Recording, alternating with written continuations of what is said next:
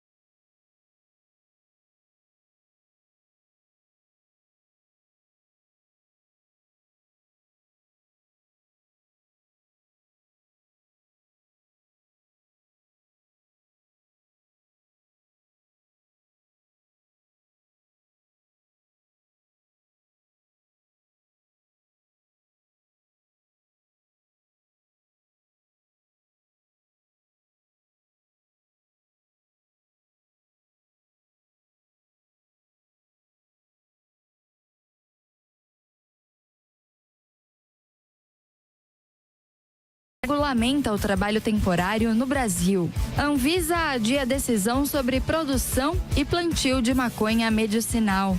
Exército russo começa a ocupar território abandonado por militares americanos no norte da Síria. Esses e outros destaques você acompanha no Jornal da Manhã, segunda edição, que começa agora.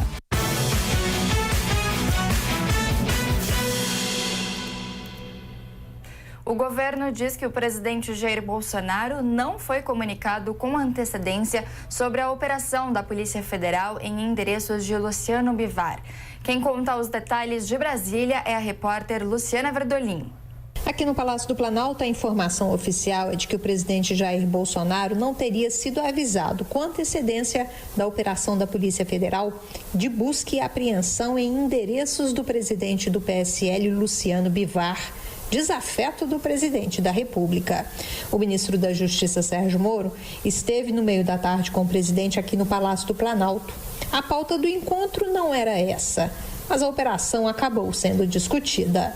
Na semana passada, o presidente afirmou a um turista na porta do Palácio da Alvorada que Bivar estava queimado, o que foi o pontapé inicial da crise interna na legenda.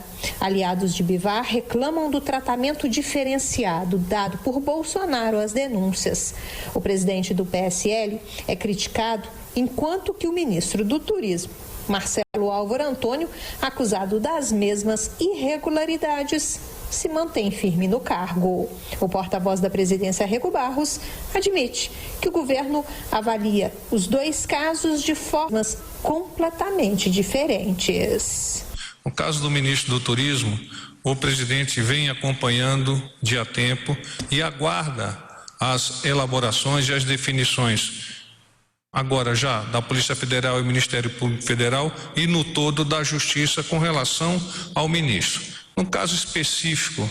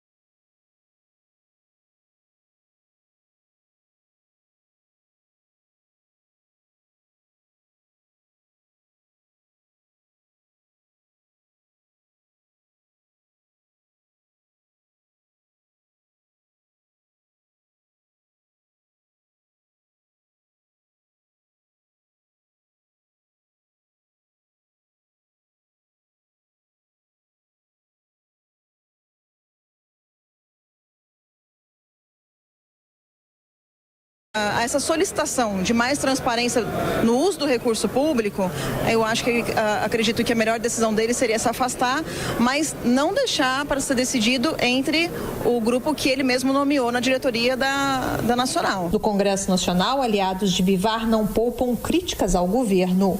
O líder do PSL na Câmara, o delegado Valdir, reclama do tratamento diferenciado.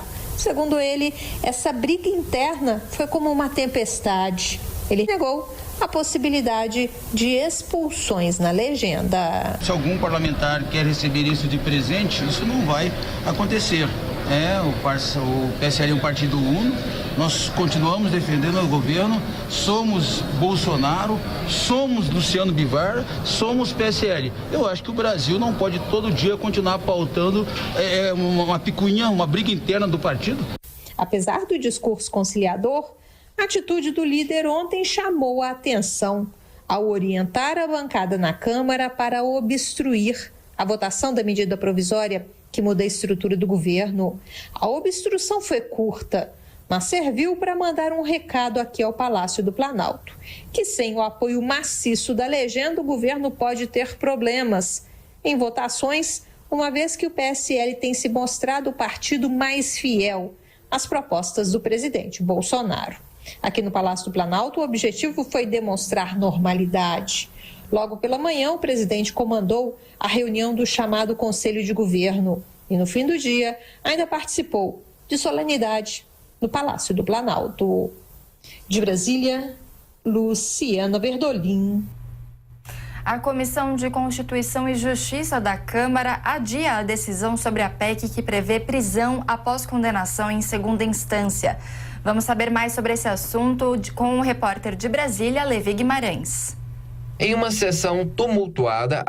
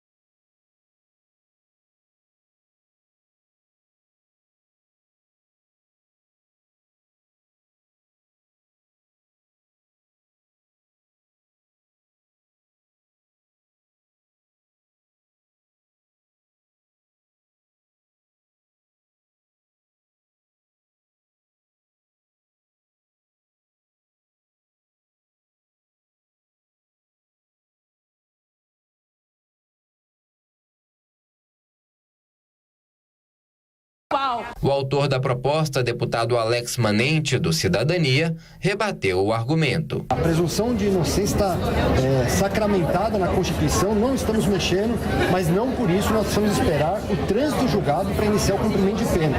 Que infelizmente no Brasil, só ricos e poderosos conseguem postergar a decisão da segunda instância nas outras instâncias e muitas vezes prescrevendo esse crime que foi cometido. Ao longo da sessão, o presidente da CCJ, deputado Felipe Francischini, do PSL, foi seguidamente criticado pela oposição por ter marcado a reunião apenas no dia anterior. Alguns deputados disseram que ele estava a serviço do ministro da Justiça, Sérgio Moro. Mas o momento mais acalorado foi durante um bate-boca com deputadas do PT e do PSOL, após Francischini ter sido acusado de machismo pela petista Maria do Rosário. Você é chata demais, deputada. Por favor, por favor, por favor, tudo é machismo. Eu respeito, porque toda hora é acusação que eu sou machista, que eu sou homofóbico, não sei o quê. Por favor, vocês só sabem gritar. Ganha no argumento, ganha no regimento. Em seguida, a deputada atacou o presidente da comissão. Vossa Excelência aprendeu com quem a ser projeto de ditador? Vossa Excelência nos chama na sua sala e é cheio de mimimi. Pede desculpa, se faz de coitadinho, mas quando aparece aqui, desmerece. A reunião acabou suspensa sem a apresentação e leitura do relatório, feito pela deputada Caroline Detoni, do PSL. A previsão inicial era votar a PEC na comissão até a terça-feira que vem, mas o prazo terá que ser adiado. Ainda não foi marcada uma nova reunião para analisar a matéria. De Brasília, Levi Guimarães. Primeira turma do Supremo Tribunal Federal derruba habeas corpus que revogava a prisão do traficante Elias Pereira da Silva, conhecido como Elias Maluco. O benefício foi dado em processo em que o réu responde por associação para o tráfico, mas ele continuou preso por ter a prisão preventiva decretada em um outro processo. Elias Maluco foi condenado a 28 anos e meio de prisão em 2005 pelo assassinato do jornalista Tim Lopes em 2002. O acusado ficou conhecido pelos métodos bárbaros usados para assassinar pessoas. Maurício Macri é criticado por Cristina Kirchner ao comparar populismo com uma mulher que usa o cartão de crédito e não paga as contas. A declaração do presidente argentino foi dada nesta terça-feira a uma rádio local em meio a um comício na região de Pergamino. O comentário gerou repercussão no Twitter e Kirchner escreveu: "Viram? Eu lhes disse que era um machista." Macri também foi à rede social para se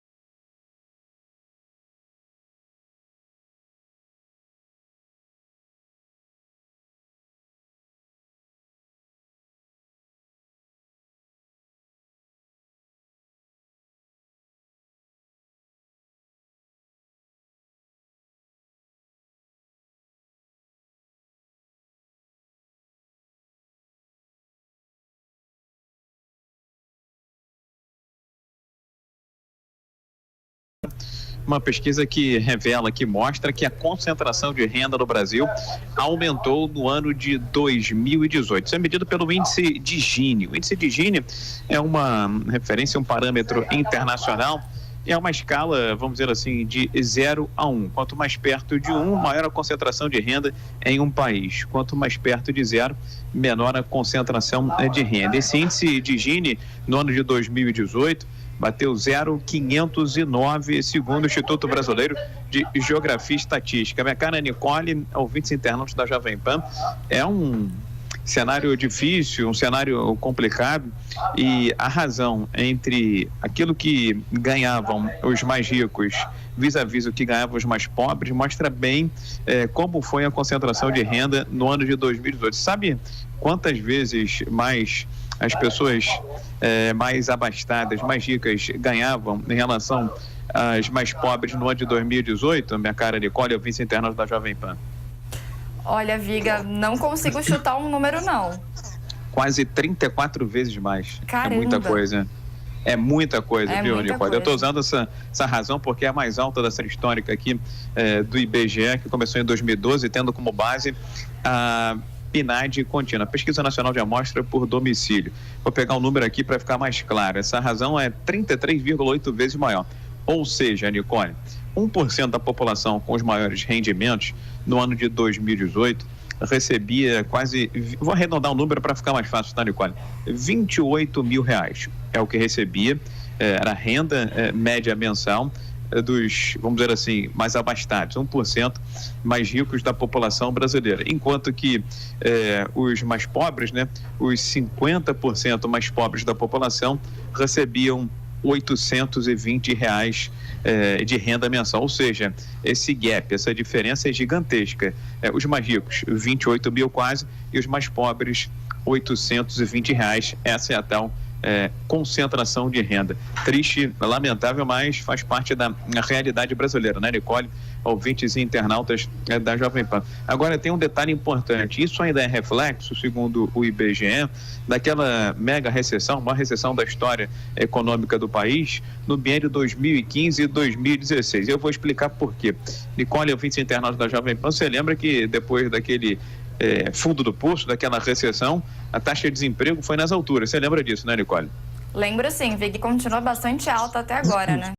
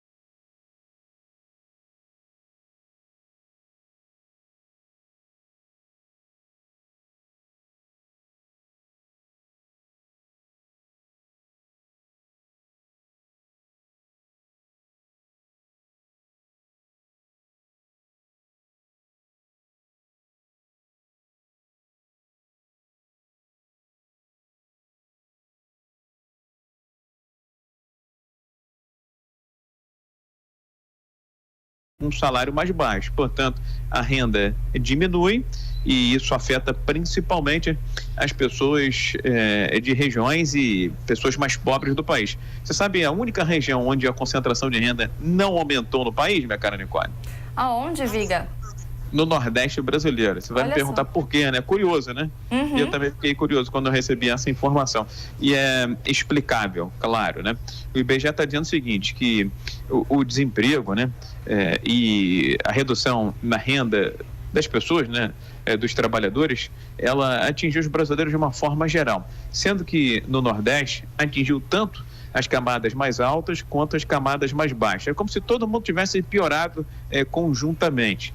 Só que os mais ricos tiveram uma piora maior do que os mais pobres. Então, houve uma redução na concentração de renda. Não porque os mais pobres subiram de patamar, se aproximaram dos mais ricos. É que os mais ricos tiveram umas perdas mais intensas, mais agudas, mais fortes em 2018 do que os mais pobres, segundo o IBGE. Ou seja, também não é uma informação favorável, né? Porque o ideal é que essa concentração de renda venha de baixo para cima. E não essa redução da concentração de renda, e não de cima para baixo, porque essa velocidade é muito mais lenta, é muito mais devagar, Nicole. Quer dizer, Viga, isso mostra que a região Nordeste realmente está numa situação bastante ruim, né? Afinal de contas, todo mundo foi atingido por essa crise. Exatamente, foi uma situação generalizada, foi um baque generalizado.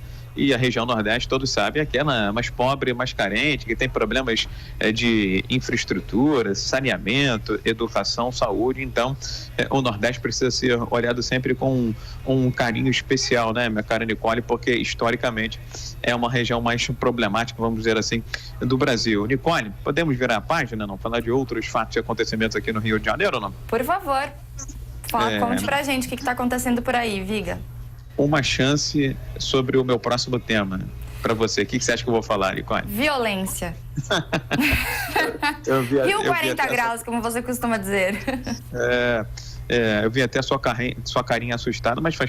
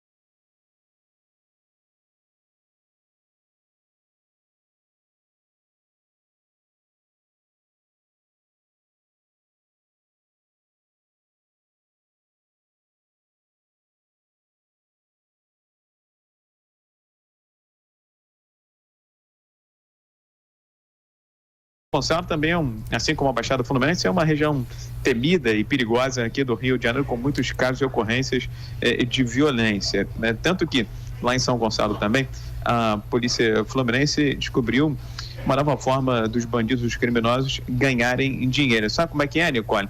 Você já ouviu falar em fibra ótica, né? Internet por fibra ótica e tal, alta velocidade. São várias empresas que operam esse tipo de serviço aqui no Brasil. Sabe o que a bandidagem lá em São Gonçalo está fazendo, Nicole? Nem imagino, Viga. Cortando os cabos de fibra ótica da operadora que atendia por lá, com que objetivo? Primeiro deve ser para roubar também os fios de cobre que são valorizados aí no mercado paralelo, no mercado de bandidos e de criminosos, mas principalmente para oferecer o seu próprio serviço. A empresa de origem italiana atendia vários bairros do município de São Gonçalo, mas está suspendendo agora o atendimento, a prestação desse serviço, porque tem a sua malha, a sua rede prejudicada e danificada propositalmente pelos criminosos, que agora estão criando a banda larga do crime. É mole ou que mais, minha cara Nicole? Pois é, Viga, eles mesmos criam um problema e resolvem o problema, é isso? Exatamente, tudo para ganhar dinheiro, para ganhar dinheiro. E a gente já deu até essa informação aqui em uma outra oportunidade no microfone da Jovem Pan que tem alguns bairros, algumas comunidades periféricas do Rio de Janeiro, onde os motoristas de aplicativo, a gente conhece vários, né, nacionais e internacionais, já não conseguem mais circular. Sabe por quê? Porque esse serviço está bloqueado pelos traficantes, pelos milicianos que estão criando o seu próprio aplicativo para atender os moradores dessas regiões carentes, que normalmente são dominadas ou por paramilitares ou por traficantes ligados ao crime organizado. Estão literalmente diversificando os negócios, Nicole. Tá certo, Viga. Obrigada pelas informações. Bom trabalho para você. Apesar de eu estar aqui no gabinete do IBGE, né, na sede do IBGE, aqui no Rio de Janeiro nós temos sol e céu relativamente azul nesta quarta-feira, com o termômetro girando na casa dos 28, 29 graus. Tá certo, Nicole? Bom dia. Bom dia para você também, Viga. Até mais. E o presidente Jair Bolsonaro se prepara para ir ao Japão e à China no final deste mês. Quem conta os detalhes é o repórter Daniel Lian. O presidente da República, Jair Bolsonaro, vai à Ásia no final deste mês para uma série de encontros oficiais no Japão e na China. De acordo com o Planalto, a viagem servirá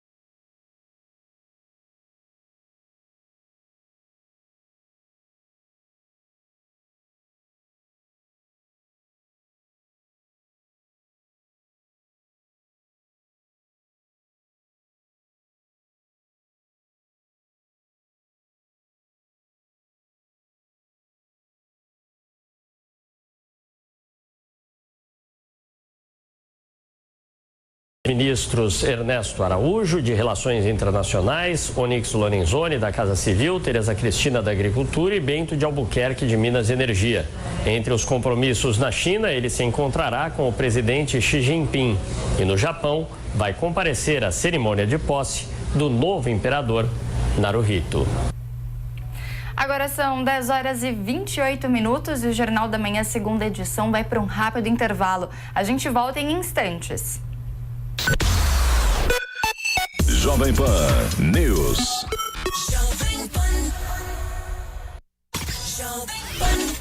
A audiência do nosso site não para de crescer e agora você encontra mais uma novidade por lá. Nossos podcasts ganharam uma área exclusiva e agora todo o conteúdo produzido aqui nos nossos estúdios está muito mais acessível. São mais de 25 podcasts sobre notícias, esporte e entretenimento, além dos clássicos da nossa programação como os Pingos nos Is e o 3 em 1. Você pode acessar jp.com.br/podcasts e também ouvir no Spotify, Deezer, iTunes ou em sua plataforma de podcast preferida.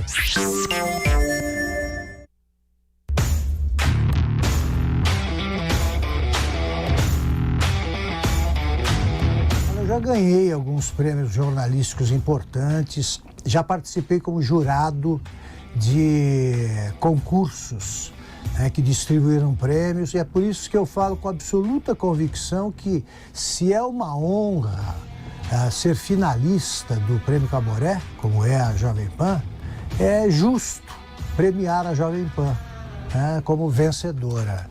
Eu digo isso por ser um comentarista que trabalha com inteira liberdade, que pode dizer o que pensa, e dizer o que pensa é do que o Brasil mais precisa hoje.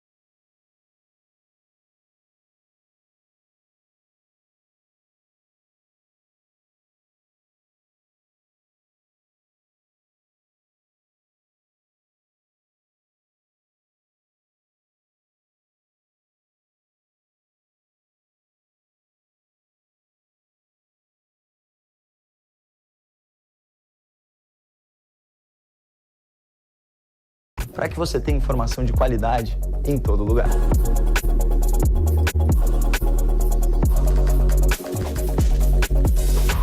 Baixe agora o aplicativo da Jovem Pan no seu celular e acompanhe seus programas preferidos ao vivo e com imagem.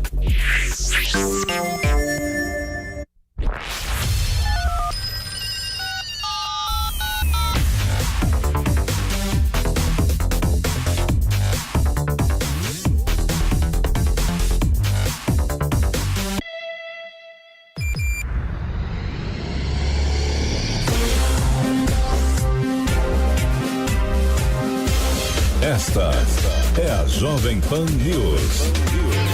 A rede da informação. Estamos de volta com o Jornal da Manhã, segunda edição. E a partir de hoje, quarta-feira, os mais de 5 milhões de participantes do Enem 2019 podem checar os locais de prova. Vamos conferir os detalhes na reportagem de Beatriz Carapeto. Candidatos inscritos para o Exame Nacional do Ensino Médio, o Enem, podem conferir os locais de prova a partir desta quarta-feira. A consulta deve ser feita pela página do participante na internet enem.inep.gov.br/participante ou através do aplicativo Enem para celular. O endereço e o número da sala para a realização da prova constam no sistema junto ao cartão de confirmação.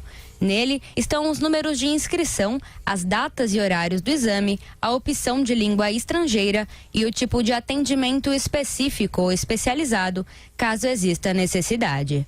Apesar do acesso online, o Instituto Nacional de Estudos e Pesquisas Educacionais, Anísio Teixeira, recomenda que os estudantes levem o documento impresso nos 2 dias de avaliação. Lembrando que o exame, que conta com 180 questões, é dividido em 2 partes. A primeira, que conta com disciplinas de linguagens e códigos, ciências humanas e redação, será realizada no dia 3 de novembro. Já em 10 de novembro, a prova conta com questões de ciências da natureza, matemática,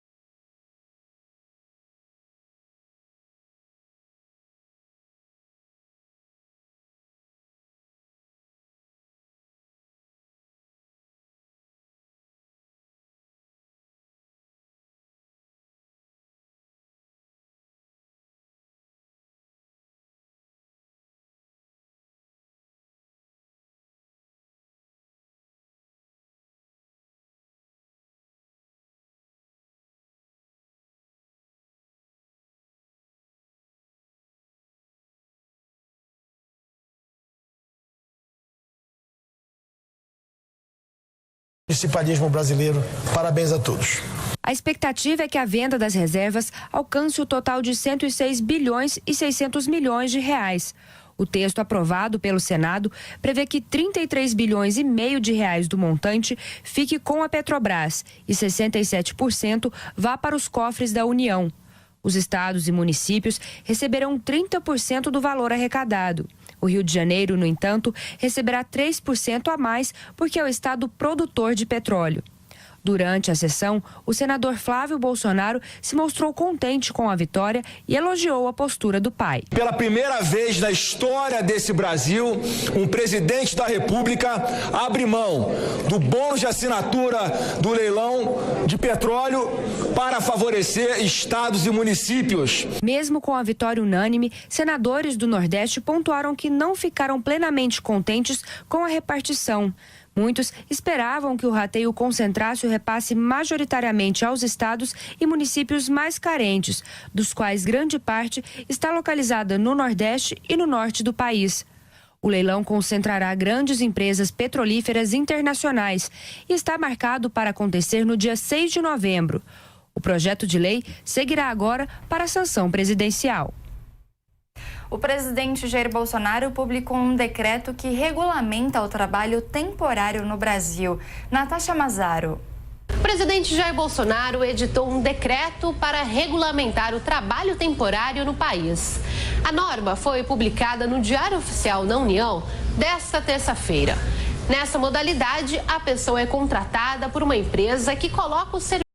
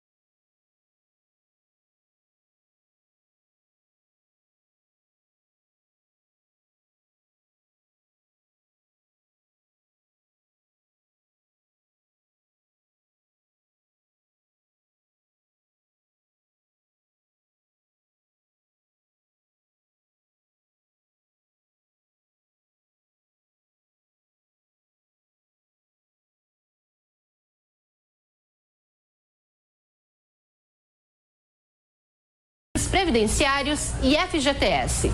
Os trabalhadores temporários deverão ser cadastrados junto ao Ministério da Economia e a empresa contratante fica obrigada a anotar a condição temporária do trabalhador. Universidade de São Paulo cria teste mais preciso para identificar a infecção pelo vírus da Zika. A análise é mais eficiente para diferenciar os diagnósticos de Zika e de dengue. O trabalho já foi patenteado e os kits com 96 testes também receberam aval da Anvisa para comercialização. O diretor do Instituto de Ciências Biomédicas da USP, Luiz Carlos de Souza Ferreira, destaca que não há nada comparável com um estudo no mundo. O secretário de Assuntos Fundiários responsabiliza índios por parte das queimadas na Amazônia. Segundo Antônio Naban Garcia, os povos indígenas teriam isso como prática e como costume. A declaração foi dada nesta terça-feira durante a audiência da Comissão do Meio Ambiente no Senado.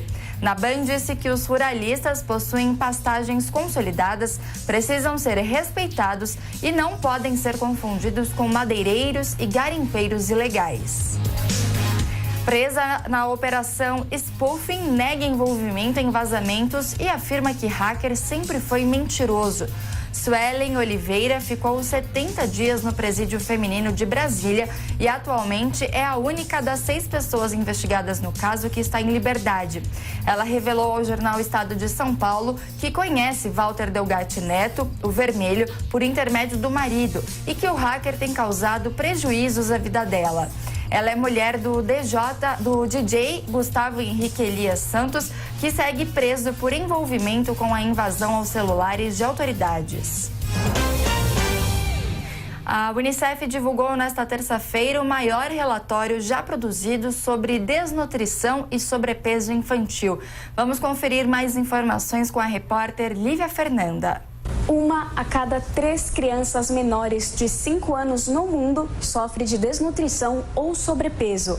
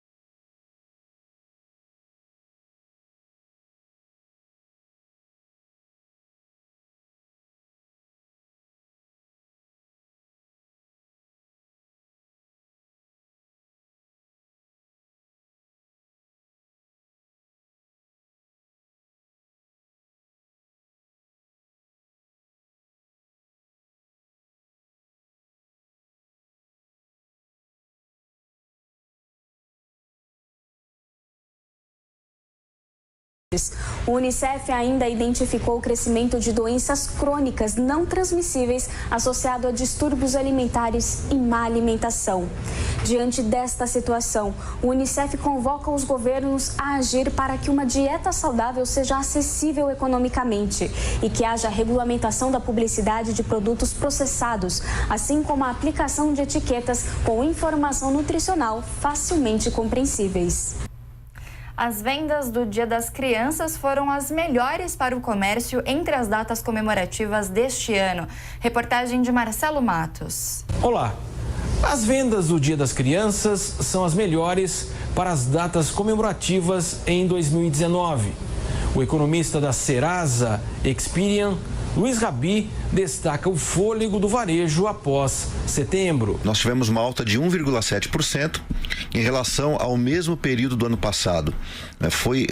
Das datas comemorativas que nós tivemos esse ano, basicamente Dia dos Namorados, Dia das Mães, Dia dos Pais e Dia das Crianças, o Dia das Crianças foi a melhor dessas últimas 4 datas. O Dia dos Pais tinha crescido 0,8%.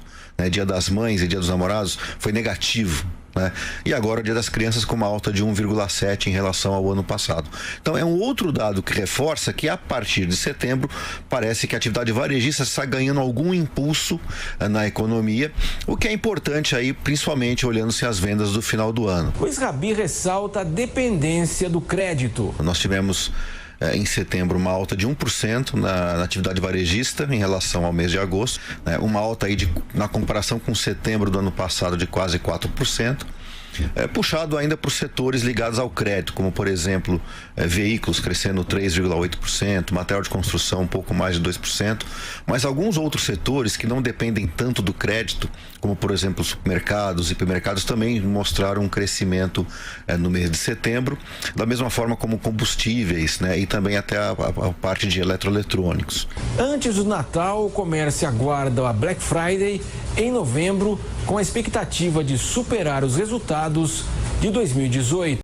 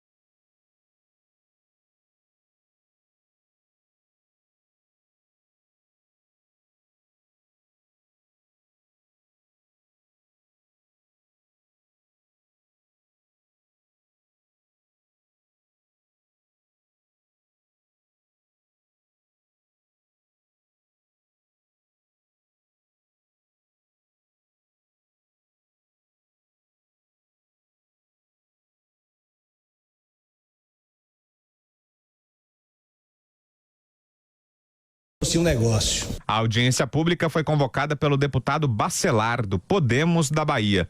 Outra convidada, a vice-presidente da SBPC, a Sociedade Brasileira para o Progresso da Ciência, Fernanda Sobral, citou áreas beneficiadas pelas pesquisas. Agricultura, é muito falado o caso da Embrapa.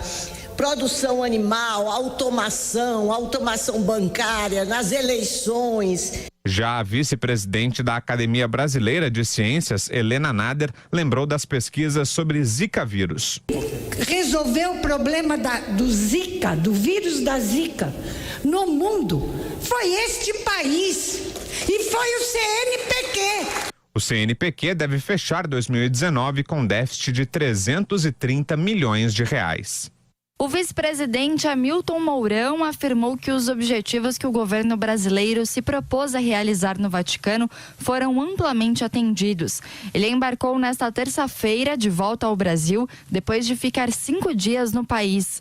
Mourão participou da cerimônia de canonização da Irmã Dulce, realizada no último domingo. Segundo ele, um dos propósitos da viagem era justamente a representação do Brasil na solenidade. O primeiro deles é a representação oficial do governo brasileiro numa cerimônia católica de extrema importância, como foi a canonização da Irmã Dulce, agora Santa Dulce dos Pobres. Então a presença do governo de um país majoritariamente católico, como é o Brasil, foi fundamental. E em segundo lugar, os contatos que foram feitos com as altas autoridades da Santa Sé, entre o nosso governo e a Santa Sé, que ainda não tinham tido a oportunidade da gente estabelecer essas ligações nesse nível. A Irmã Dulce é a primeira mulher nascida no Brasil a se tornar santa e, desde que foi canonizada, passou a se chamar Santa Dulce dos Pobres. Além de participar da cerimônia, o vice-presidente se reuniu com empresários italianos e com representantes do governo da Itália para tratar de investimentos no Brasil. Empresas algumas já estabelecidas no Brasil que vieram enfatizar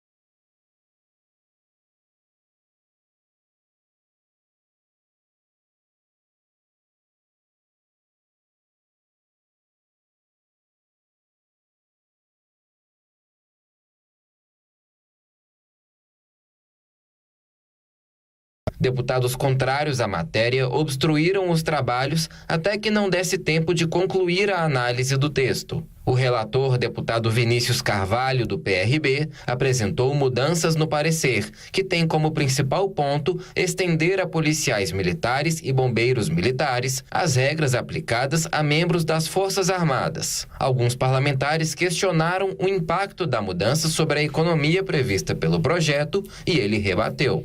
Ela será insignificante ao ponto de não colocar em risco esse superávit e transformá-lo em déficit, o que não seria aceito pelos estados que aderiram em sua maioria, digamos que em torno de 80% a 85% dos estados aderiram a este projeto. As mudanças previdenciárias para os militares prevêem uma economia de 10,45 bilhões de reais em 10 anos e 33 bilhões em 20 anos para a União. Já para os estados, 59 bilhões de reais nos próximos 10 anos e 94 bilhões para os próximos 20. Um dos pontos que causou polêmica entre membros da comissão foi uma tabela de gratificações que define percentuais mais altos para militares de alta patente e percentuais menores para os de baixa patente. O deputado Vinícius Carvalho defende a proposta. Nós estamos falando de gratificação à medida que esses policiais eles participam de cursos desde a sua formação, curso de especialização, curso de aperfeiçoamento. A votação de hoje, além do texto base, deve ter a análise de 15 destaques. O projeto tem caráter terminativo na comissão, ou seja, em caso de aprovação, não precisa passar pelo plenário da Câmara, podendo ir direto para o Senado. Porém, deputados do PSL e do PT já indicaram que vão apresentar requerimento para que o texto seja votado pelo plenário.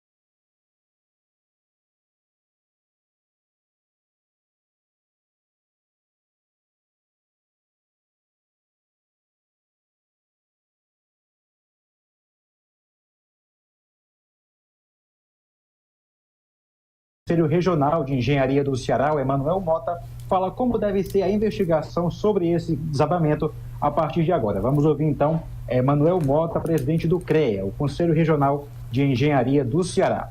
A RT, desse documento, o profissional autodeclara, né, ele diz, puxa para si, na verdade, a responsabilidade por essa, digamos assim, recuperação da construção, que é como está dito na RT, usando um termo direto. Ele não dá maiores detalhes, se começou a obra, quando começou, se não começou, enfim, a gente não tem como dimensionar o que é que passou ali. Não temos como dizer também se foi feito projeto, uma vez que não tem aqui também o registro dos projetos, e sim apenas da execução do serviço. Não sei se estava em obra, mas tinha sim o engenheiro responsável. O prefeito de Fortaleza, Roberto Cláudio, visitou o local do acidente ontem, à tarde e também à noite, por 2 vezes, e também afirmou em coletiva de imprensa no local que vai acompanhar de perto as investigações sobre a queda desse prédio. Vamos ouvir Roberto Cláudio, prefeito de Fortaleza. A cidade inteira está acompanhando, está unida para que a gente possa garantir logo todo o apoio necessário, estrutural, pessoal, de recursos humanos e de assistência à saúde às vítimas. Eu, pessoalmente, vou me envolver pessoalmente na investigação, naquilo que cabe à prefeitura, da contribuição naquilo que cabe à prefeitura para que as responsabilidades sejam devidamente investigadas e identificadas.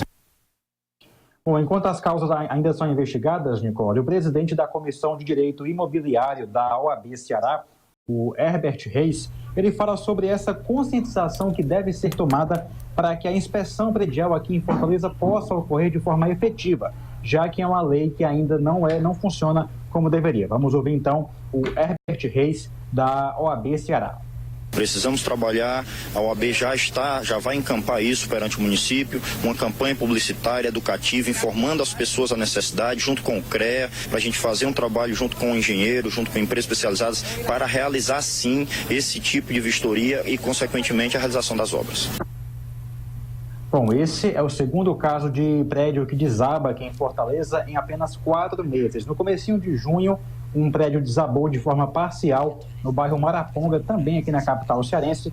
Nesse caso, como falei, o prédio desabou parcialmente e não houve vítimas. Já nesse caso de ontem aqui da área nobre de Fortaleza, temos até o momento, então, 2 mortes confirmadas, 9 pessoas desaparecidas ainda sob os escombros e 9 que foram resgatadas e levadas ao hospital.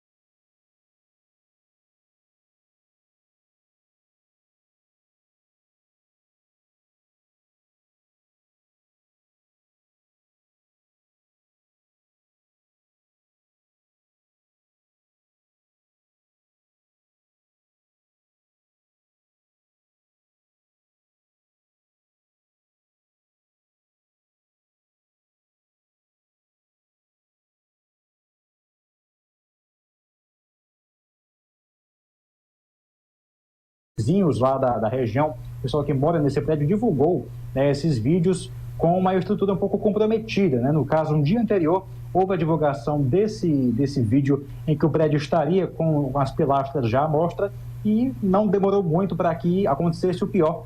Foi, no caso, ontem, um dia depois do vídeo ser divulgado, ontem aconteceu esse incidente triste aqui na capital cearense, mais um, né, o segundo em 4 meses, Nicole. Igor, a gente tem até uma imagem que chama a atenção, que é de um rapaz que tirou uma selfie para avisar a família que estava bem, apesar desse acidente, dessa tragédia que, como você disse, deixou 2 mortos, né, até o momento. Quem nos acompanha com imagens, por imagens, pode ver a foto desse rapaz que tirou uma selfie, então, em meio aos escombros, para poder dizer à família que estava bem e, enfim, também pedir socorro, né? Isso mesmo, a tecnologia tem sido aliada nesse processo de resgate das vítimas desde ontem, né, pela manhã, por volta de 10h30 da manhã. Essa vítima da foto que vocês acompanham agora é o Davi. Ele mandou essa imagem por meio de um grupo de WhatsApp para a família, informando que estava bem, que estava lá sob os escombros, aguardando ser retirado e já foi resgatado ainda ontem com vida, né, felizmente. E a tecnologia tem ajudado, sim, o Corpo de Bombeiros a resgatar essas pessoas. Hoje, né, a Fortaleza amanheceu chuvosa, a chuva pode ter atrapalhado um pouco essas buscas, mas foi uma chuvinha fina. Segundo o Corpo de Bombeiros, a chuva fina até ajuda a diminuir um pouco a poeira do local, mas caso a chuva ficasse um pouco maior, isso dificultaria o trabalho de resgate. Agora a chuva já passou, o sol já voltou aqui à capital cearense, as buscas ainda continuam há mais de 24 horas.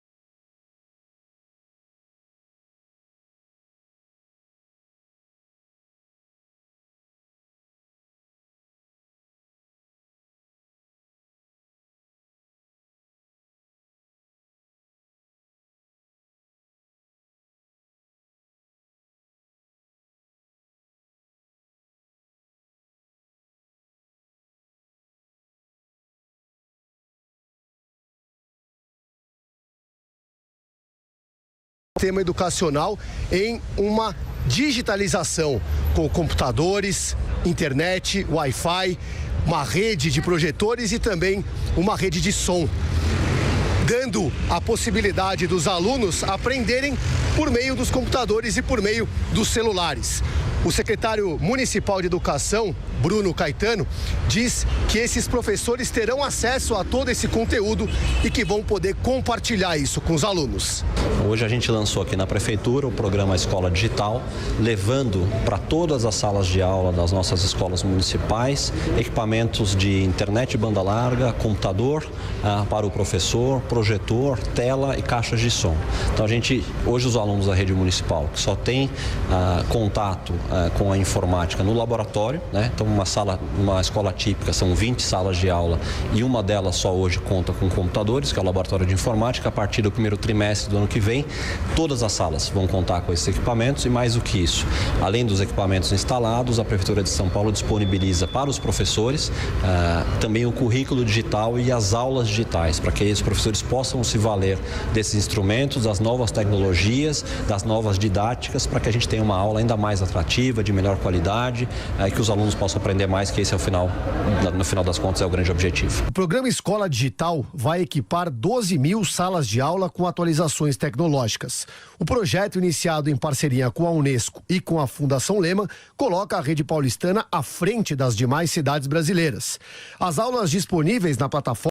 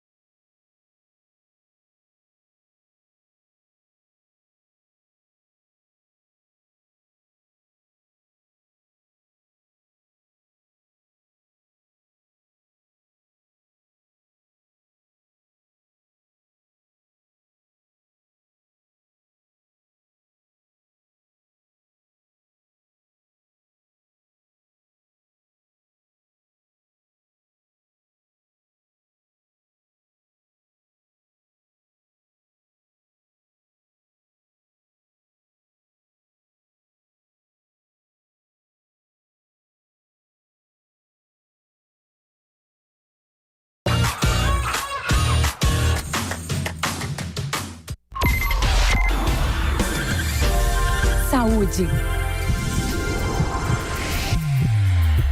Meu cabelo. Doutora Ana Karina. Oi, gente, bom dia. Hoje nós vamos falar de um tema muito interessante, em que eu tenho muita busca aqui no consultório, que é o microagulhamento de couro cabeludo, microagulhamento para crescer cabelo. O que é microagulhamento? Microagulhamento é basicamente uma técnica que perfura o couro cabeludo, traumatiza o couro para que isso gere uma neovascularização, gere uma cicatrização local, o qual vai trazer nutrientes para o cabelo e o cabelo vai crescer. De que forma o microagulhamento pode ser ser feito? Existem 4 formas básicas que o microagulhamento pode ser feito. Número 1, agulha. Simplesmente usar uma agulha e microagulhar o couro cabeludo. Número 2, aparelhos para tatuagem, que são aparelhos pequenos, agulhas em um aparelho com um motorzinho que vai colocando microfuros numa sequência, tá? Terceira opção, com laser. Hoje nós temos lasers que antigamente eram utilizados para rejuvenescimento facial, para estímulo de colágeno, que podem ser usados no couro cabeludo para perfurar com muita precisão. Os lasers fazem microzonas térmicas, eles perfuram com calor, eles fazem pequenos buraquinhos via calor com ação térmica para estimular o couro cabeludo. E o quarto e último técnica utilizada, que é a mais recente, é um lançamento dos últimos 3 meses, são os aparelhos que usam jato volumétrico. O jato volumétrico, o que é? São aparelhos que fazem pressão no líquido e a gente injeta um líquido perfurando o couro cabeludo, tá? Essa técnica pode ser utilizada para perfurar o couro cabeludo, traumatizar fisicamente, estimular o folículo e também para colocar medicamentos dentro do couro. Aí vamos longe. Aí temos medicamentos N que podem ser colocados no couro para estímulo de crescimento,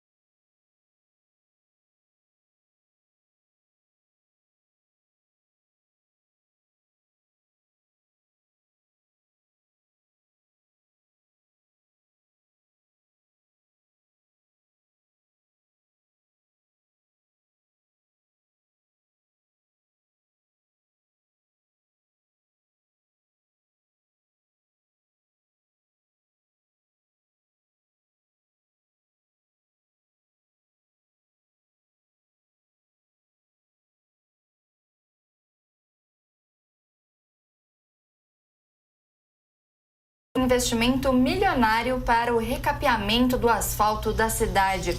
Destaque de Rodrigo Viga. Apesar da saúde do Rio de Janeiro estar na UTI, no CTI, o prefeito do Rio de Janeiro, Marcelo Crivella, preferiu anunciar esta semana um projeto milionário de investimento no recapeamento, na recuperação do asfalto, das pistas de ruas e avenidas aqui da cidade. Serão investimentos de até 400 milhões de reais, que coincidentemente vão terminar às vésperas da eleição de 2020. Crivella é candidato à reeleição no ano que vem, mas vem pedindo ajuda ao governador Wilson Witzel, ao governo do estado, para tentar superar esta crise na área da saúde. Em 2 hospitais na Zona Oeste da capital, por exemplo, Crivella quer repassar a gestão ao governo do estado. As negociações estão em andamento, até porque no passado esses 2 hospitais âncoras da Zona Oeste do Rio de Janeiro eram geridos pelo governo do estado, mas foram assumidos pela prefeitura na gestão de Eduardo Paes. Paes deve ser candidato à prefeitura do Rio de Janeiro em 2020 com apoio justamente de Wilson Witzel. Já Crivella tentará a reeleição e tenta se reaproximar do presidente da República, Jair Bolsonaro, que está cada vez mais distante de Witzel, que provavelmente se lançará candidato à presidência da República em 2022. Para piorar,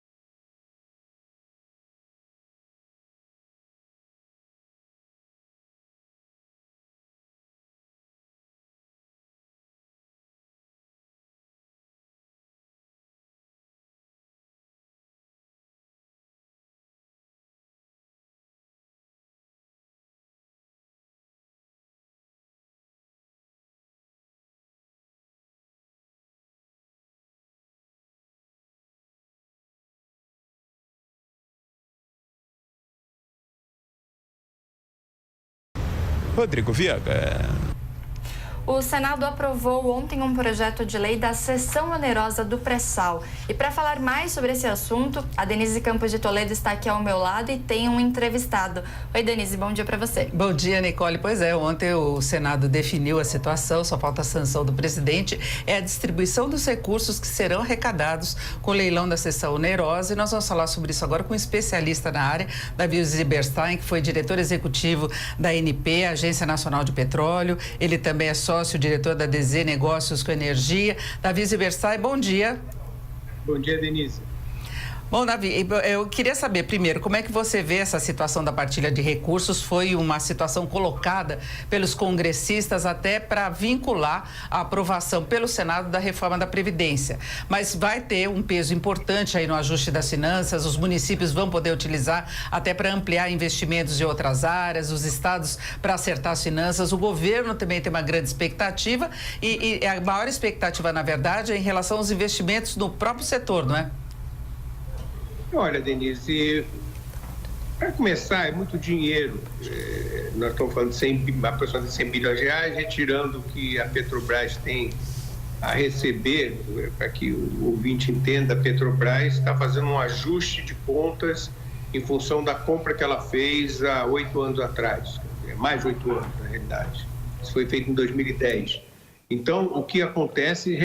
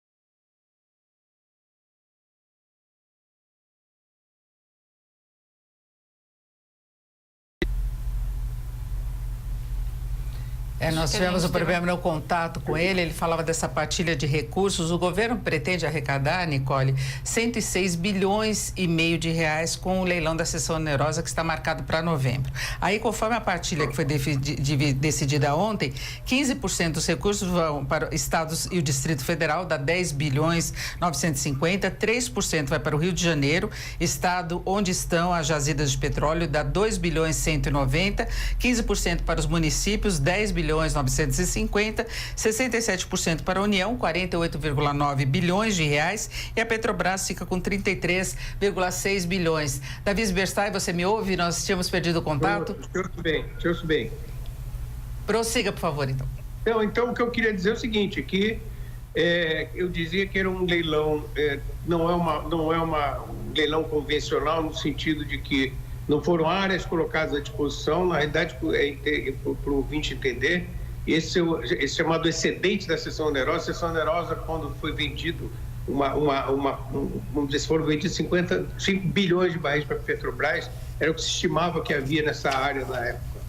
Depois, com as pesquisas, com a evolução do processo de exploração, esses 5 bilhões se transformaram em alguma coisa que varia entre 15 e 17 bilhões. Então, você tem aí uma margem grande de petróleo sobrando em relação à venda inicial, e esse petróleo vai ser colocado.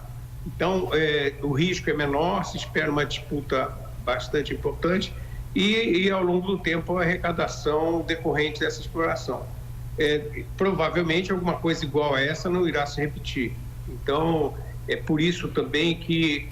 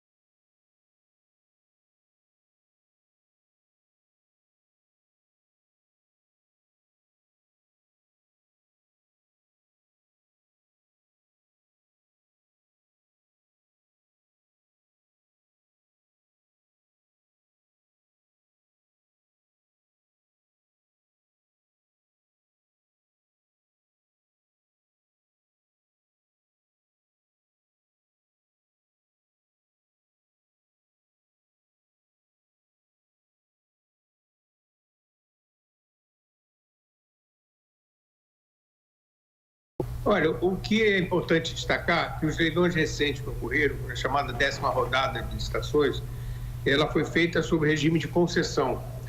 Esse aqui é o regime de partilha. No regime de concessão, você tem uma disputa uma disputa pela entrada, ou seja, para ter o direito de explorar aquela área. Então, é diferente do que ocorre na partilha. No caso da partilha, o direito de entrada, do valor em dinheiro, ele é fixo, por isso que já se sabe que vai render 106 bilhões de reais. E o que entra na disputa mesmo é a quantidade de óleo excedente, no caso do óleo que se chama do óleo lucro, quando você extrair o petróleo, quanto fica para o governo e quanto fica para o concessionário. Então, aí que se dá a disputa. E por isso que se diz aqui, no caso, a gente sabe que vão ser 106. Na concessão, não. No regime de concessão, que é tudo que é fora do pré-sal, a disputa é pela entrada, ou seja, pelo direito de explorar, e aí os valores são imprevisíveis. Esse 8,9 bilhões não era previsto, mas houve tanto interesse que eles cresceram. No caso da partilha, sempre que houver partilha, o que determina o vencedor é quem oferecer mais petróleo depois que esse petróleo começar a ser extraído. E para os próximos leilões, as expectativas remanescem muito boas, tanto na área do pré-sal quanto fora do pré-sal, porque o Brasil demonstrou hoje ser a principal fronteira em termos de exploração de petróleo no mundo. Por exemplo, a produtividade nos campos do pré-sal as produtividades são as maiores que tem no mundo. Você tem muito grande.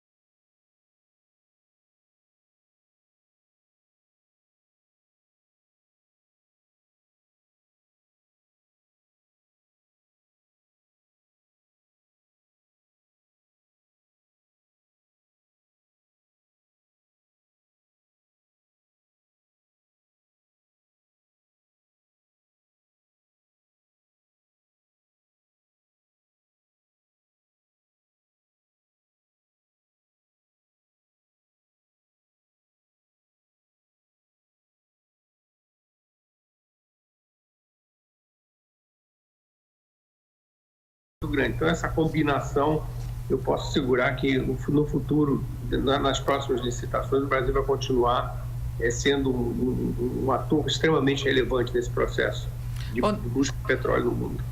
Agora, Davi, para nós encerrarmos, como é que você vê a situação do Brasil com essa transferência para o setor privado de toda a exploração que poderá ser feita através desses leilões, num contexto em que a Petrobras ainda está fazendo ajustes seríssimos, ela que enfrentou muitas dificuldades financeiras, seja por esquema de corrupção, seja por interferência na formação de preços, e isso no contexto global da demanda para o petróleo, porque é uma coisa de um horizonte que pode não ser tão promissor quanto se imagina, até por questões ambientais, não é?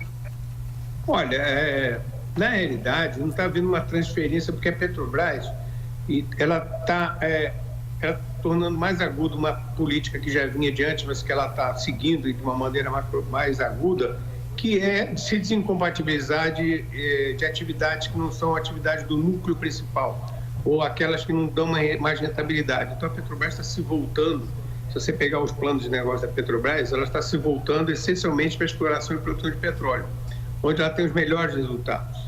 Então, e ao mesmo tempo, ela precisa vender ativos para diminuir sua dívida, que chegou a ser a maior dívida corporativa do mundo, ela beira 100 bilhões de dólares. Então, o processo da Petrobras, na minha opinião, é absolutamente correto. Só que ela não está deixando de lado a exploração e produção. Está vendo que nos leilões, como já vem acontecendo desde o início, você tem a incorporação cada vez mais de empresas, outras nacionais e estrangeiras, que é muito positivo para o Brasil e para a própria Petrobras.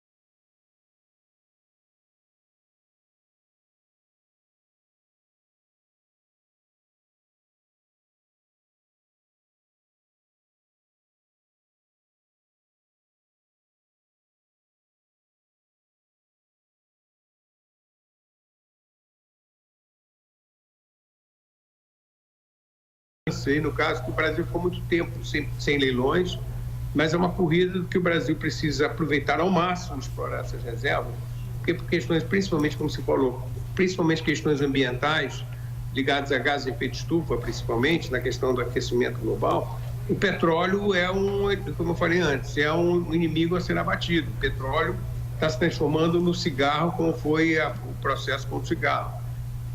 Os órgãos internacionais imaginam o petróleo daqui a 50, 60 anos praticamente extinto, não a existência do petróleo, mas o uso do petróleo. Então, o Brasil tem que acelerar esse processo rapidamente se ele quiser monetizar essa riqueza que hoje está no subsolo do país. Perfeito, nós conversamos com o Davi Zilberstein, que é ex-diretor-geral da ANP, a Agência Nacional de Petróleo, e também sócio-diretor da DZ Negócios com Energia. Davi Zilberstein, muito obrigado, bom dia. Obrigado, Denise, prazer falar com vocês. Bom, é isso, Nicole. Então, perspectivas favoráveis à Petrobras, e agora é esperar que venha a reforma da Previdência, que estava vinculada a essa distribuição de recursos. Isso já foi feito, só falta a sanção do presidente Bolsonaro. Tá certo, Denise. Obrigada, viu, pela entrevista e pelas informações. Até mais. Até mais. E depois de semanas de campanha eleitoral violenta,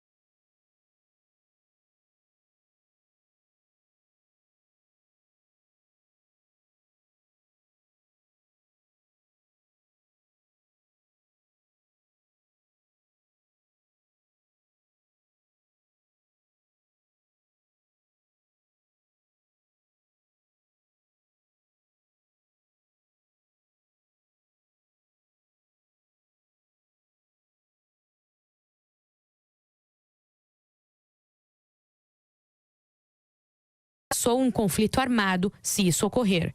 As pesquisas indicam que o Frélimo vai conquistar mais um mandato à frente de Moçambique, mesmo com acusações de corrupção contra o presidente. O mandatário escolhido pela população terá que lidar com a crise econômica e, principalmente, com os efeitos dos ciclones Idai e Kennedy, que atingiram o país no início do ano. Os resultados parciais das eleições em Moçambique serão divulgados na quinta-feira.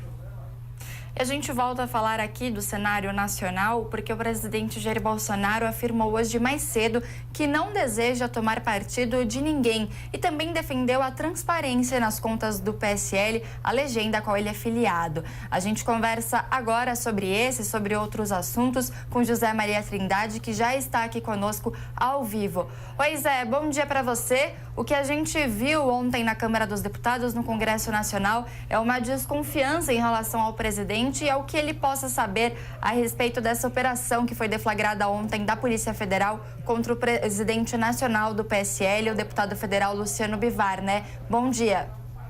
Salve, muito bom dia, Nicole. Bom dia a todos. Parece que o PSL apertou aquele botão do auto-explodir, né? Auto-implodir. O partido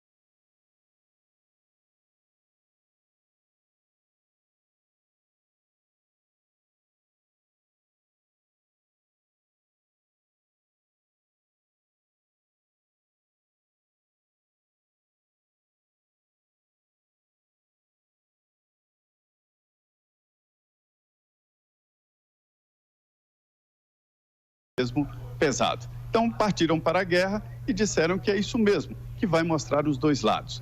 O presidente Jair Bolsonaro veio até desmentir integrantes do governo que defendem essa relação mais brusca com o PSL, dizendo que não quer tomar a sigla de ninguém. Na saída do Palácio da Alvorada hoje, é uma resposta à deputada Bia Kicis, que é aliada do presidente, é daqui do PSL do Distrito Federal, que defende uma refundação, uma espécie de refundação do partido e a indicação da maioria dos integrantes da Executiva Nacional ligados ao presidente Jair Bolsonaro. Olha, isso é tomar a sigla, mas o presidente diz que não é este o caminho. Por outro lado, repercussões até fora do PSL. Os partidos do Centrão desconfiam que o presidente está articulando um novo partido para levar deputados que queiram ser governistas. E aí levaria deputados do Centrão, o Centrão reage. É aquela frase que eu costumo dizer, né? Onde há poder, há disputa. Nesse caso aí do PSL, a disputa é pela chave do cofre, dinheiro. Ô Zé, explica pra gente, então, como é que foi, como que essa aprovação, essa discussão em torno da medida provisória que tratava da reestruturação administrativa tanto da Casa Civil quanto também da Secretaria de Governo, como que ela expôs esse racha do PSL? Isso já é uma fratura exposta. Há comentários. Eu fiquei assustado ontem no plenário quando eu vi um líder do PSL me olhando e falando, me excluíram do grupo de WhatsApp do partido.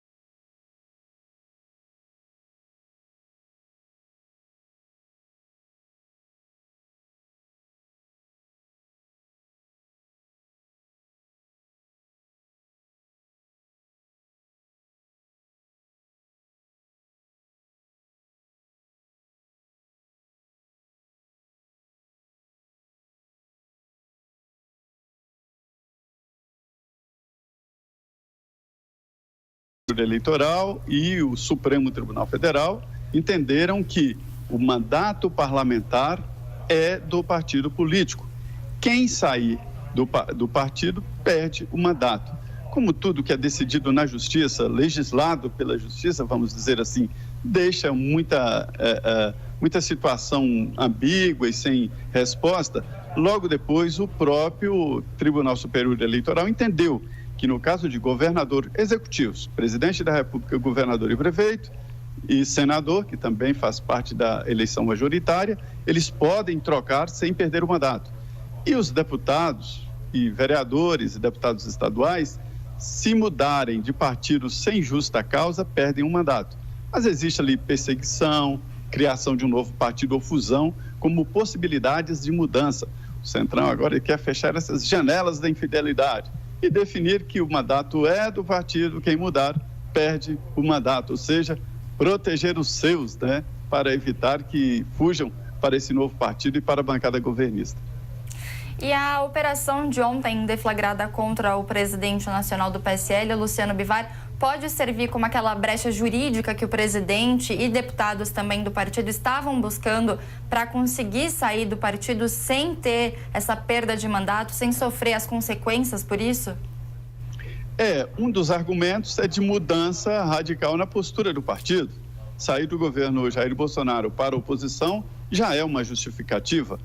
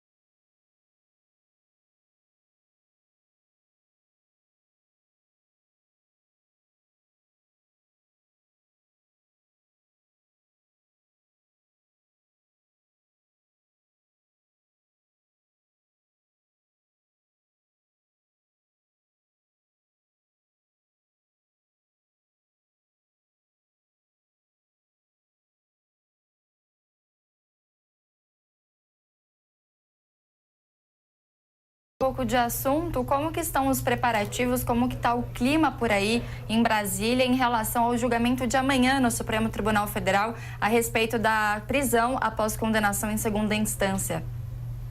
Há reações de todos os lados. A última, de representantes do Ministério Público de todo o país, que assinaram um documento em defesa do início do cumprimento da pena depois da condenação em segunda instância, tal prisão em segunda instância. Mas o plenário começa amanhã a julgar, começa porque isso pode ficar e deve ficar para a semana que vem, porque se trata de um assunto muito polêmico, onde os ministros apresentarão votos muito densos, já que definirão a jurisprudência. Mas pode também acontecer ali um meio de campo, ou seja, levar o assunto para a condenação no STJ, que seria o transitado em julgado, né, para a defesa. Olha, Nicole, a origem disso aí são 2 artigos da Constituição e também sobre o debate da hierarquia das leis. Não há nada explícito sobre a prisão depois da condenação em segunda instância. Mas há na Constituição a indicação de que um réu só será, qualquer pessoa só será considerado culpado depois de transitado em julgado.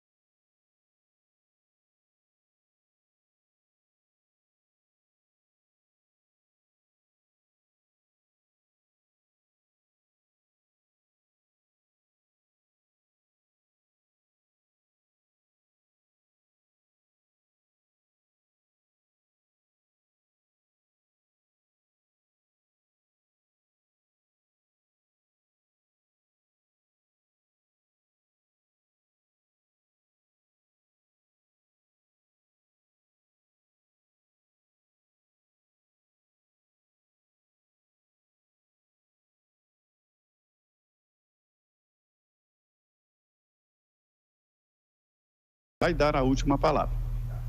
Tá certo, Zé. Obrigada pela conversa, pelas informações. A gente volta então a falar sobre isso amanhã, quando de fato é esse julgamento do Supremo Tribunal Federal. Bom trabalho para você.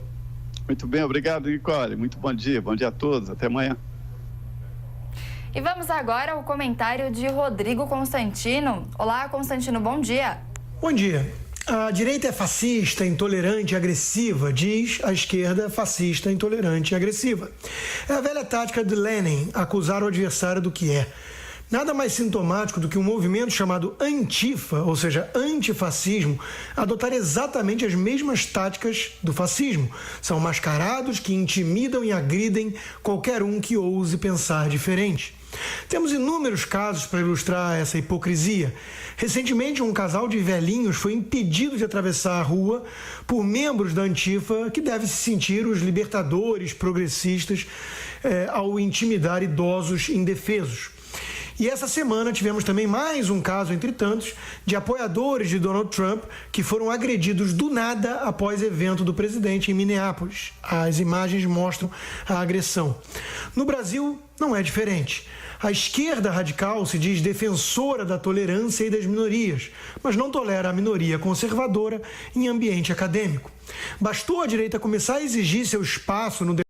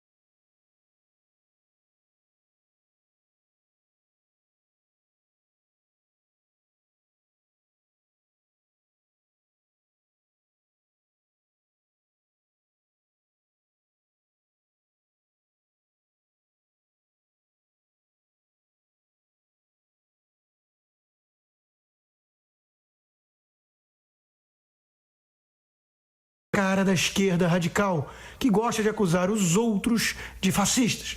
O inferno são sempre os outros. Poucos se olham no espelho mas deveriam. Afinal, veriam um reflexo de um fascista intolerante, incapaz de conviver com o contraditório. É o perigo de quem se acha detentor da grande verdade e não aceita que existem visões de mundo diferentes. Querem impor a sua na marra e ainda fazem isso em nome da diversidade e da tolerância. Seria cômico não fosse tão trágico. 11h31 e o Jornal da Manhã, segunda edição, volta daqui a pouco. A gente vai para um rápido intervalo. Até já! Jovem Pan News. Jovem Pan.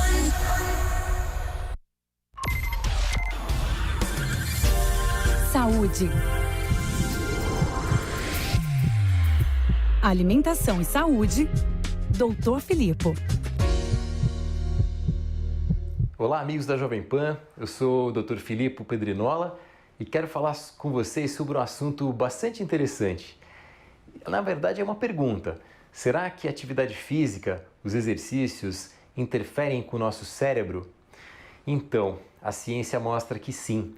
Na verdade, quando a gente pratica atividade física, existe um aumento da produção de um mensageiro químico chamado de BDNF. Esse BDNF, ele promove o crescimento de novos neurônios no nosso cérebro, ou seja, novas células nervosas. O nosso cérebro aumenta de volume, ele aumenta de tamanho com o exercício físico.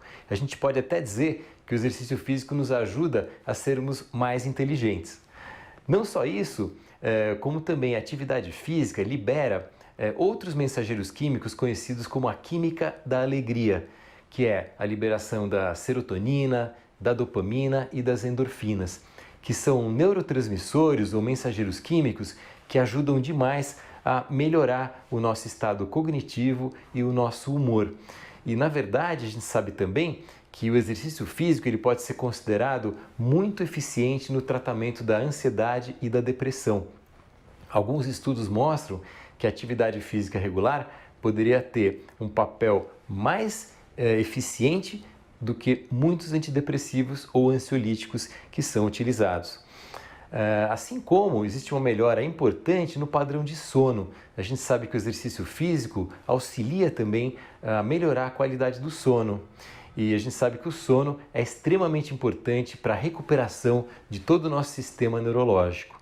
Na verdade, o sono parece um período inativo, mas não é. Por isso que a gente dorme 1/3 da vida. Quer dizer, uma pessoa com 60 anos de idade, a gente pode dizer que ela passou 20 anos dormindo. Então, obviamente, tem uma importância muito grande. Assim como o exercício físico regular ajuda a melhorar a composição da nossa microbiota, da nossa flora intestinal. Então, vamos ter essa preocupação de sempre estar tendo uma prática de exercício de forma regular. O importante aí não é a intensidade, mas sim a regularidade. Um abraço para todos. Saúde. Alimentação e saúde.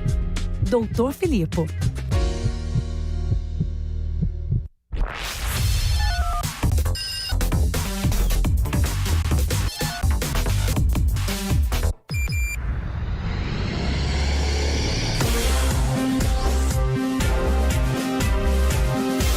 Esta é a Jovem Pan News.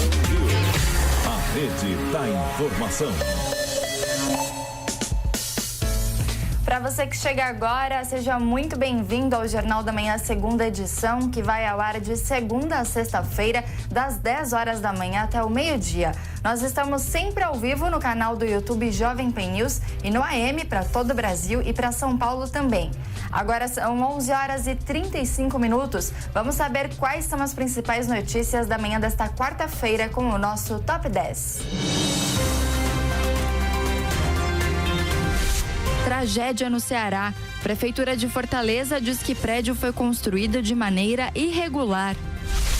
Partilha de recursos. Senado aprova projeto que prevê regras para a divisão de recursos do leilão de petróleo. Jair Bolsonaro. Presidente anuncia verba extra de 18 milhões de reais para o Hospital Santo Antônio, em Salvador, base das obras da Santa Dulce dos Pobres. Racha em partido. Filhos de Bolsonaro entram na mira do presidente do PSL, Luciano Bivar. Soltura de condenados. Mudança de entendimento do STF sobre a prisão em segunda instância pode beneficiar 13 presos da Lava Jato. Desaceleração global. FMI reduz para 2% a previsão de crescimento da economia brasileira em 2020. Marcelo Crivella. Prefeito do Rio de Janeiro deixa de pagar mais de 200 milhões de reais ao BNDES e apela ao ministro da Economia, Paulo Guedes, para ganhar mais tempo. Tensão na Espanha. Catalunha registra o 3º dia de protestos contra a pena de prisão para independentistas. Brexit. União Europeia e Reino Unido dão sinais de que ainda dá tempo de chegar a um acordo sobre o projeto. Argentina. Presidente Maurício Macri recebe críticas após comparar o populismo no país com uma mulher que usa o cartão de crédito em vez de pagar as contas. O exército russo começou a ocupar o território abandonado por militares americanos no norte da Síria. O destaque internacional é de Renan Porto. A Rússia anunciou nesta terça-feira que enviou tropas para patrulhar a área de confronto no nordeste da Síria entre forças turcas e militares curdos. O enviado especial da Rússia à Síria, Alexander Lavretnev, ressaltou que o conflito é inadmissível e que ele não será permitido. O avanço russo acontece dias depois que o governo americano determinou a retirada dos militares de Manbij e marca uma perda de influência dos Estados Unidos. Ao mesmo tempo, o movimento russo sinaliza que o governo turco não está livre para agir como bem entender. Como alternativa à retirada das tropas, os americanos impuseram nesta segunda-feira novas sanções comerciais à Turquia. Nessa terça, o país ignorou as medidas americanas e continuou a ofensiva militar. O presidente da Turquia, Tayyip Erdogan, afirmou que a operação no norte da Síria vai continuar até alcançar os objetivos. Em uma coletiva de imprensa na Casa Branca, o presidente americano Donald Trump afirmou que os Estados Unidos vão pedir um cessar-fogo aos turcos. O diálogo irá ocorrer durante uma viagem que o vice-presidente Mike Pence e o secretário de Estado Mike Pompeo farão à Turquia. Pence afirmou que o cessar-fogo já foi pedido em uma ligação telefônica de Trump a lideranças turcas. A Anvisa adiou mais uma vez a decisão sobre a produção e o plantio de maconha medicinal. Vamos saber os detalhes na reportagem de Daniel Lian.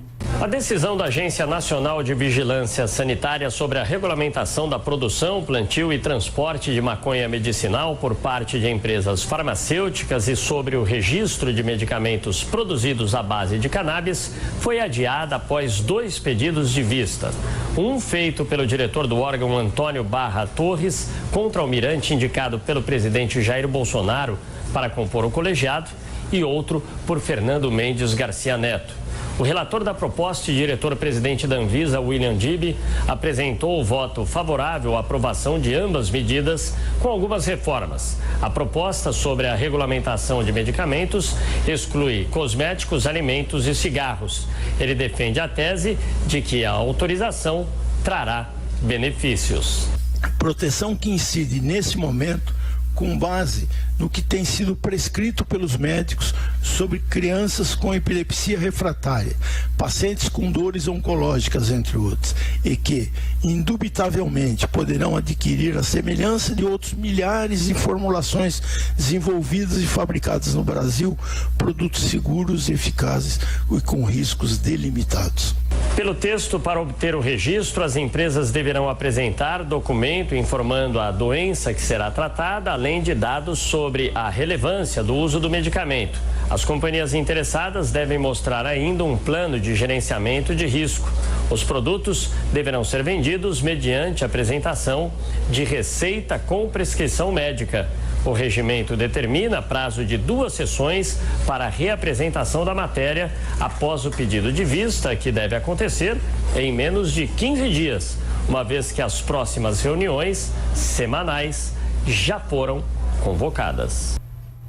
Nos Estados Unidos, o debate entre os pré-candidatos democratas às eleições do ano que vem trouxe críticas a Donald Trump, mas também divergências dentro do partido. Vamos a Nova York com a Mariana Janjacomo, que traz os detalhes desse debate.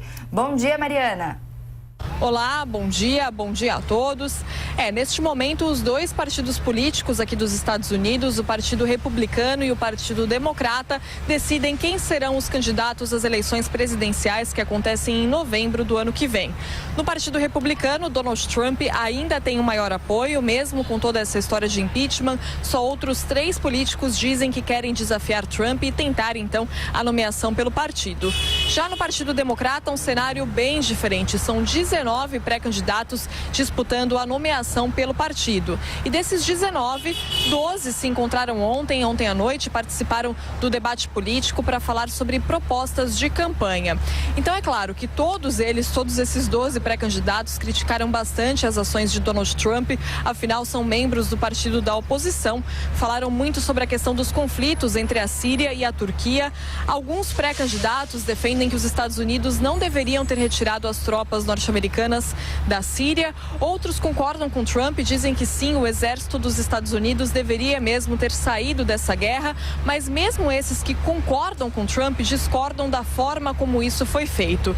Então é interessante perceber que, apesar de estarem todos ali contra o Partido Republicano, de todos os pré-candidatos serem do mesmo partido, o Partido Democrata, existem também divergências entre eles, principalmente em relação às ideias da pré-candidata Elizabeth Warren, que agora está liderando as pesquisas de intenção de voto entre o eleitorado do Partido Democrata. Ela defende algumas propostas, como a criação de um plano de saúde universal aqui nos Estados Unidos, e também discute a elevação de impostos para cidadãos norte-americanos com mais renda. E essas ideias são consideradas extremistas por alguns membros do partido que se dizem mais de centro, se consideram mais moderados. Então, Elizabeth Warren também foi alvo de muitas críticas durante o debate de ontem à noite.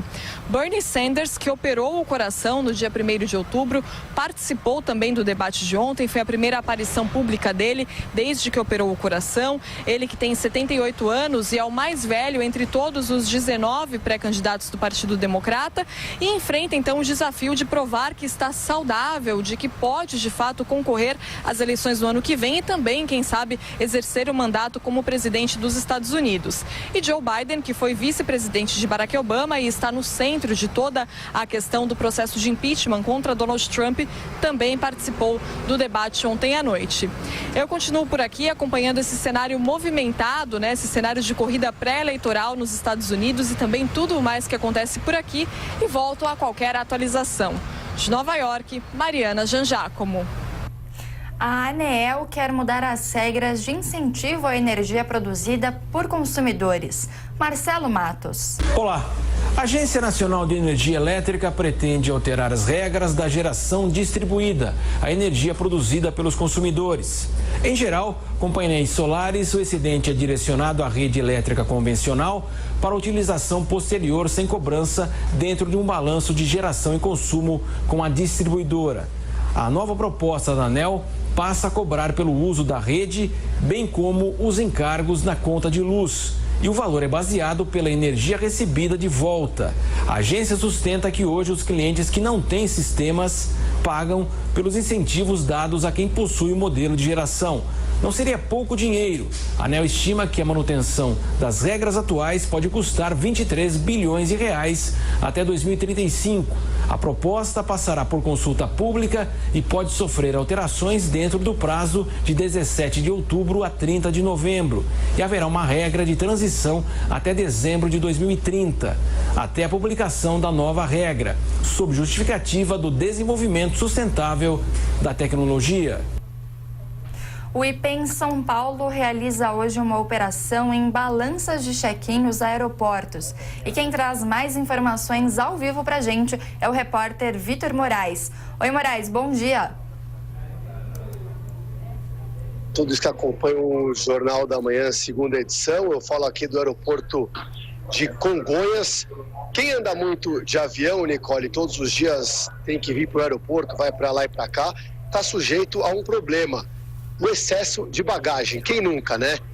E então, muitas vezes o que acontece, o excesso de bagagem não é culpa do consumidor, e sim da Infraero e também das companhias aéreas, das balanças que são colocadas aqui das companhias aéreas para pesar as bagagens na hora do check-in. Por isso, a por isso que o órgão do INEM e também do PROCON fiscalizam essas balanças, fazem uma operação para ver se elas estão de acordo, aí não colocam nenhum peso a mais, né, o que prejudicaria o consumidor, que teria que pagar a mais, e nem também a menos, que daí prejudicaria na questão da segurança do voo, como explica o fiscal do PROCON, Bruno Schweber. Vamos ouvi-lo. Sim, no primeiro momento o consumidor acaba entendendo que o fato de estar a menor essa balança vai beneficiá-lo. Ela pode beneficiar no bolso, no que diz respeito à cobrança do peso da bagagem, mas por outro lado, há um risco à segurança de voo. Todos os aviões eles acabam saindo com alguns cálculos que são realizados para saber qual é o peso da aeronave, juntamente com as bagagens dos passageiros. Isso influencia significativamente, principalmente em pistas menores, como é o caso de Santos Dumont e Congonhas. Isso envolve a segurança da aeronave e, se porventura tiver algum cálculo errado, isso pode trazer alguma consequência prejudicial. Aí, portanto, o Bruno Stroebel, da fiscalização do PROCON. Essa operação vai perdurar nos próximos dias, já que são muitas balanças aqui das companhias aéreas para serem fiscalizadas, e aquelas que algumas foram interditadas hoje, Nicole, por esse motivo de acusarem um peso a menos do que a bagagem realmente tem, e daí a companhia aérea ela tem alguns dias para poder mandar a manutenção, arrumar essa balança para que fique tudo normalizado por aqui. Tá certo, Vitor. Obrigada pelas informações, um ótimo trabalho. Nós estamos no mês de outubro, que marca a campanha de conscientização sobre o câncer de mama, o chamado Outubro Rosa. E é sobre isso que a gente vai falar hoje. Agora nós estamos na linha com o médico mastologista e diretor do HC3, Marcelo Belo. Bom dia, doutor. Muito obrigada por nos atender aqui no Jornal da Manhã, segunda edição. Bom dia, Nicole. Prazer é meu. Doutor, eu queria começar te perguntando quais são os sintomas do câncer de mama, quando ele já está ali, né, num estágio tanto inicial quanto num estágio avançado. E também se dá para a gente falar em causas, o que pode causar o câncer de mama? Olha, o principal sintoma do câncer de mama é o nódulo da mama, né? É o principal sintoma referido pela grande maioria das pacientes. Não só o nódulo é um sintoma importante, a gente tem outras alterações, como retrações cutâneas, saída de sangue pelo mamilo, né, você perceber um mamilo que começa a se retrair, né, isso é um sintoma que não é tão comum, né, e ele não volta direito para o lugar, enfim, né, às vezes alguns nódulos embaixo do braço, né, na axila, também pode chamar a atenção, mas o principal sintoma ainda é o nódulo de mama. O nódulo é referido pela maioria das pacientes como o que motivou a procura da assistência médica, enfim, para descobrir a alteração. E em relação às causas, dá para a gente citar alguma? Olha, a causa de câncer de mama é uma coisa multifatorial, né?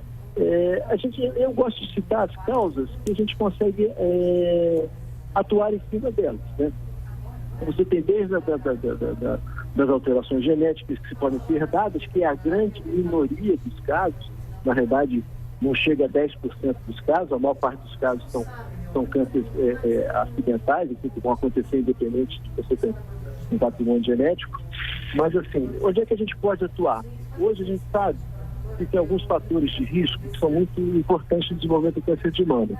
Obesidade é um deles, falta de atividade física é um deles, consumo de bebida alcoólica é um deles, né? Falta de amamentação, poucos filhos ou nenhum filho, também são fatores que protegeriam em relação ao câncer de mama, mas também são fatores complicados de você estimular, porque a gente tem uma vida moderna que às vezes não permite que se tenha muitos filhos ou que se amamente por tempos prolongados. Agora, uma coisa é fato, falta de atividade física e consumo de bebida alcoólica são importantes fatores de risco para o desenvolvimento do câncer de mama. Hoje você consegue estimar, se você tirasse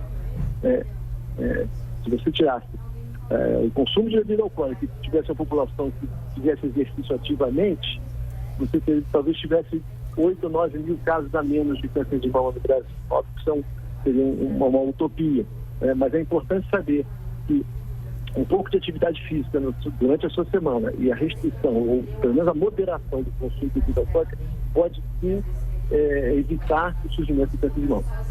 E em relação aos exames, a mamografia, por exemplo, a partir de quando que a mulher deve começar a realizá-la? Olha, os grandes estudos internacionais mostram que a mamografia era eficiente na redução de mortalidade quando ela começa a partir dos 50 anos. O Ministério da Saúde, o Instituto Nacional do Câncer, a própria Organização Mundial de Saúde recomenda que o exame seja a cada 2 anos, a partir dos 50 anos até os 69 anos. Evidentemente que você pode fazer mamografia antes dos 50 e depois dos 70, né, se você tiver indicação para isso. Mas como rastreio, né, a grande efetividade da mamografia é nessa faixa etária, né? O autoexame também tem essa mesma recomendação de idade, doutor? Era isso que eu ia dizer. O autoexame, na verdade, a gente hoje não preconiza mais o termo autoexame. Porque o autoexame primeiro dá uma sensação de que se você faz o autoexame dentro de uma técnica, dentro de um momento previsto do seu meio, e aquilo está normal, primeiro você pode estar deixando de fazer aquela mamografia se você estiver na faixa etária recomendada, né? Achando que está tudo normal. E segundo, que gera um pouco de pressão e ansiedade dos pacientes. Então, o que a gente recomenda hoje é que as mulheres conheçam o seu corpo, conheçam as suas mamas, examinem as suas mamas de vez em quando, não no seu dia a dia, né? Na hora do banho, na troca de roupa, na hora de trocar um sutiã, né? E se perceber alguma alteração, tem que procurar um médico para saber se essa alteração é realmente importante ou não, né? Mas o autoexame, ele não substitui mamografia, isso é importante dizer. E isso é um dos motivos que a gente deixou de preconizar o autoexame. As pessoas achavam que estava tudo bem e não procuravam mais nada. E a mamografia, entre 50 e 69 anos, ela realmente tem uma utilidade muito grande. E, doutor, ainda falando sobre o autoexame, obviamente a pessoa que está ali fazendo, né, ela não é um especialista, enfim, é uma pessoa que, como o senhor disse, pode estar até ansiosa, né, ao realizar esse autoexame. No que ela deve prestar atenção? Quais seriam essas alterações que são significativas para chegar e levar essas preocupações ao médico? As principais alterações que você acaba encontrando no autoexame é você perceber a nodulação na mama, uma das mamas, né? Ou às vezes a nodulação não é muito definida, mas é uma condensação mais endurecida, algo que não tinha antes na sua mama, né? Formando um nódulo, né? Ou então quando você movimenta o braço, você percebeu uma retração na pele do seu braço, na pele da sua mão, desculpa. Isso pode significar que existe um tumor ali que esteja puxando um pouco aquela pele para trás. A saída de secreção pelo mamilo, principalmente secreção sanguínea, ou aquela secreção que a gente chama de água de rocha, aquela bem clarinha, né, por um mamilo apenas, né, geralmente por um ducto desse mamilo, também é um sinal de suspeição que deve ser avaliado, né? E nódulos axilares é um pouco mais difícil para a mulher encontrar, mas alterações da pele, palpação de nódulos e saída de secreção pelo mamilo, um dos mamilos, ou até aquela que tinha te falado anteriormente, a inversão do mamilo, aquele mamilo que está entrando sozinho, isso são sinais que devem ser avaliados. E são encontrados mais facilmente no autoexame. E eu queria te perguntar também a respeito do câncer de mama em homens. Talvez muitas pessoas não saibam que também é possível, né, doutor? Qual que é essa porcentagem, essa ocorrência em câncer de mama em homens e também como fazer essa prevenção?